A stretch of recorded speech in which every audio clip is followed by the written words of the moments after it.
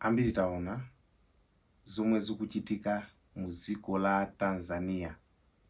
Mu dziko la Tanzania tikunena pano madera ena mukuchitika zionesero posatira zisankho zomwe adali nazo masiku angapo apitawo.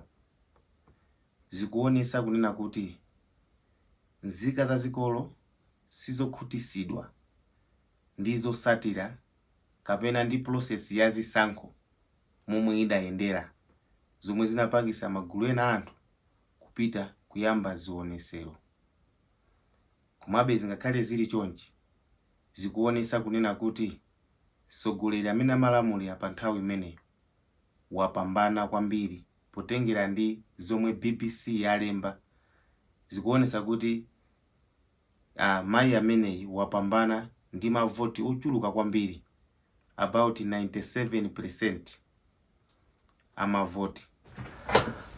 Anthu ena amene amapanga komenti pa zandale anena kuti pali kuthekera ponena kuti zomwe zikuchitika mu dziko la Tanzania zingakhoze kuwononga chuma cha zikolo, potengera kunena kuti chilichonse zikolo chayima posatira zionesero za mphamvu zomwe zikuchitika zikolo.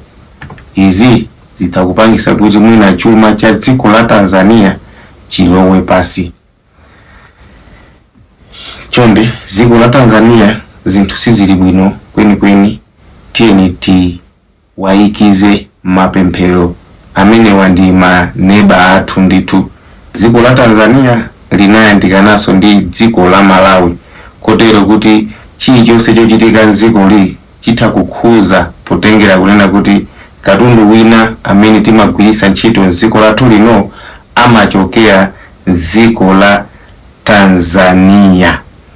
So tiyeni tiwayikize mapemphero kuti kukhale bata ndi tendere dziko limeneli.